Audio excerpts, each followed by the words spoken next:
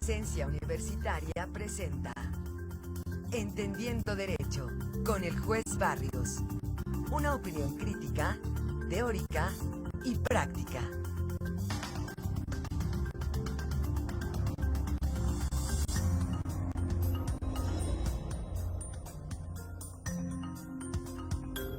Son las 7 de la mañana ya con 38 minutos. Como cada semana, como cada jueves, tenemos hoy en vivo a la participación del juez Barrios. ¿Cómo estás, su señoría? Muy buenos días. Bien y de buenas, amigos míos. Con el gusto de saludarlos, como siempre.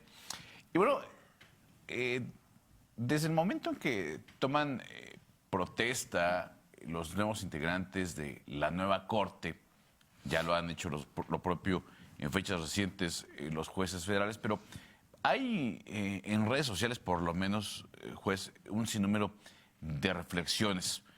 En razón de que han transcurrido más días en funciones de los ministros y ministras de la nueva Corte, pues evidentemente que hay más reflexión en torno a ello, porque el foco ciudadano está en ellos, porque pues hay mucha expectativa de lo que será la forma de actuar de la nueva Corte. Sí, en efecto, estimados amigos, las actuaciones que ha realizado la Corte hasta este momento, pues generan la necesidad de realizar una crítica constructiva desde el punto de vista jurídico. Y bien, comencemos con los números. Una de las grandes propuestas fue eliminar y abatir el rezago existente en la conformación de la Corte anterior. Pero en la primera sesión que llevó a cabo el máximo tribunal del país, en 4 horas resolvieron solamente 3 asuntos, lo cual significaría que si siguen ese ritmo, al final de cada mes estén resolviendo más o menos 48 asuntos. Bueno, como dato estadístico, les digo que en julio de este año, que la mitad fueron vacaciones del máximo tribunal del país, produjeron más del doble, casi 128 egresos. En mayo, más o menos, se produjeron casi 300 egresos de sentencia a través del máximo tribunal. Entonces, la expectativa es grande y desde luego, aunque se entiende que por ser la primera sesión hubo algunas cuestiones que deben de ir perfeccionándose, el reto es muy, muy grande. Lo que se espera de las y los ministros de la Corte es que incrementen el ritmo y resuelvan más casos de lo que lo están haciendo. Hasta este momento se espera que en las 6 sesiones subsecuentes se resuelvan 116 asuntos que quedaron en lista, incluyendo la sesión que se llevó a cabo el día de ayer. Respecto de sus intervenciones, bueno, pues hay bastante que decir, aunque seguiremos atentos a cuáles son las intervenciones que realizan las propuestas que presentan al Pleno. En particular, me llama la atención porque 3 ministras pues ya son una fórmula aprobada de la anterior integración, y me refiero a la ministra Loretta Ortiz, que, bueno, en sus intervenciones se manifiesta profundamente orgullosa por haber sido fundadora del partido Morena. Y en una entrevista dijo que cuando presentaba sus propuestas ante el máximo tribunal del país, en una ocasión, o más de una ocasión, le presentó al expresidente Andrés Manuel López Obrador un proyecto de sentencia, el cual abrazó.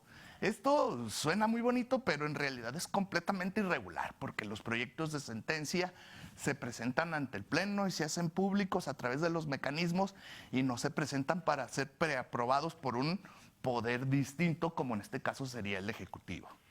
Bueno, la ministra Yasmín Esquivel tiene y ha tenido algunos temas relacionados con problemáticas académicas, de las cuales no se puede hablar mucho, pero que dejan ahí latente una situación que afecta o afectó de alguna manera su prestigio.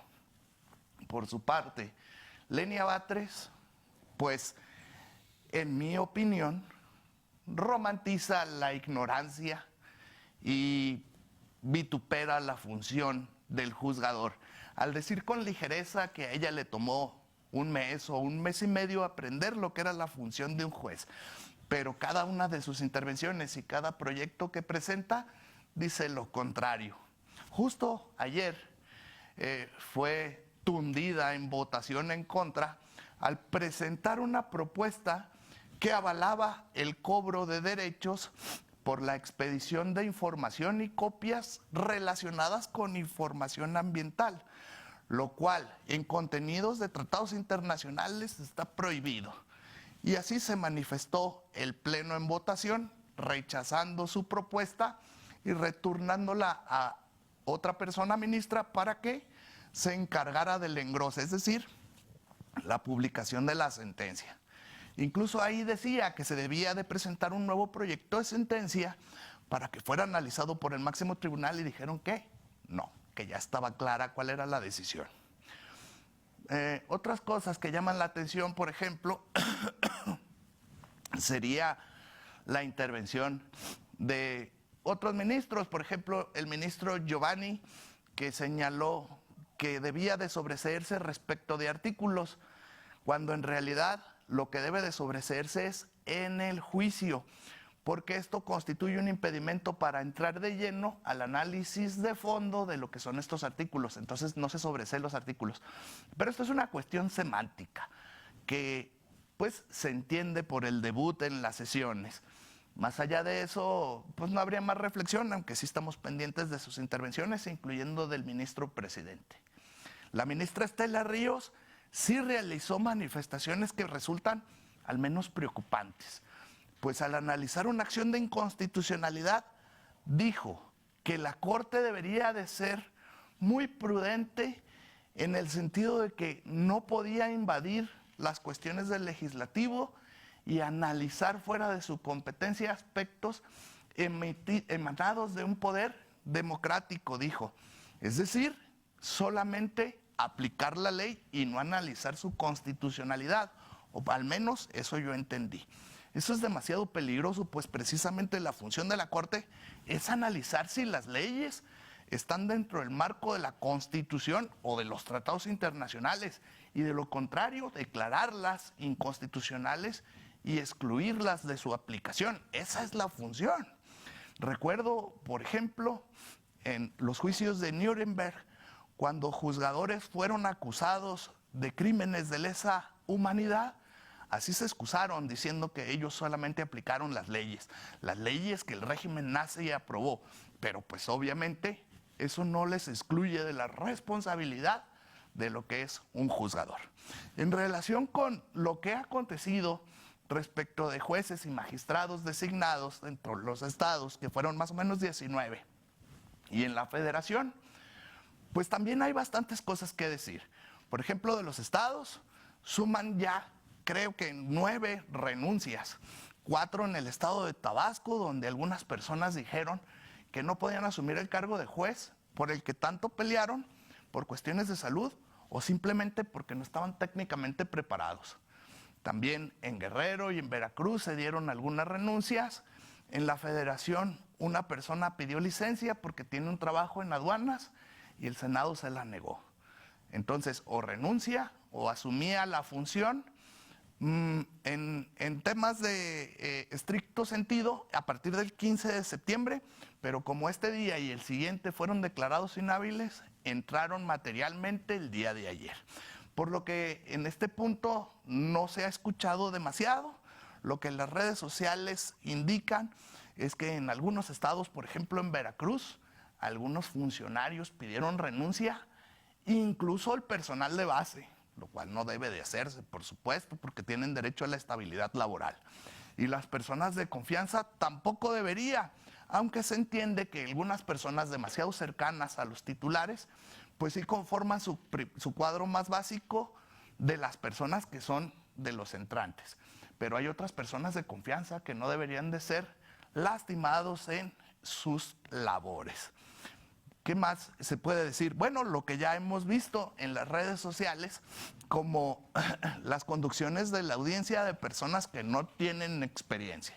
En materia penal, un juez en Ciudad de México confundió 2 figuras muy importantes porque no tienen nada que ver la una con la otra. La calificación de la aprehensión y la retención. Otros, incluso veíamos cómo los abogados litigantes conducían la audiencia diciéndole a la persona juez, no, ahora tiene que concederme el uso de la voz a mí, ahora a la fiscalía, ahora a mí otra vez. Eso no debe de ser. Un juez en Tlaxcala también dio una nota porque ordenó la notificación de una víctima que ya había fallecido. Pues eso, además de ser una anécdota curiosa, pues lo único que revela es inexperiencia y falta de capacidad para la conducción de audiencias. Entre otras cuestiones, por ejemplo, un juez familiar, ante la inasistencia de las partes, decidió absolver al demandado. Eso no es lo que debe de ser. Lo correcto es desahogar la audiencia sin la presencia de las partes, realizar todas las diligencias que sí se pueden hacer y resolver con los elementos que te da el expediente. Pero eso, obvio, no lo puede saber una persona improvisada. Estaremos al pendiente y checándolos porque son servidores públicos como yo y por lo tanto estamos obligados a dar la cara, recibir problemas y dar soluciones. Por eso hago énfasis en lo que no me parece correcto. Cuando sí es correcto, también lo destaco, pero es la historia quien deberá hacer ese reconocimiento. Mientras tanto, los ciudadanos debemos de exigir cada día que se cumplan con las obligaciones de los servidores públicos porque para eso asumimos el cargo y protestamos hacerlo bien. ¿Ustedes qué opinan en relación con esto, amigos? Pues me parece que justo tendremos que estar como ciudadanía al pendiente del desempeño de los nuevos integrantes del Poder Judicial Federal. Sí, estoy de acuerdo. Y lo que se tiene de ventaja es que ahora la información es incontenible. Tarde o temprano sale a la luz cualquier cosa. Pues como siempre te agradecemos tu participación. Nosotros vamos a ir a una pausa. Nos vemos la próxima semana. Pero por supuesto que sí. Vamos a una pausa y regresamos con más.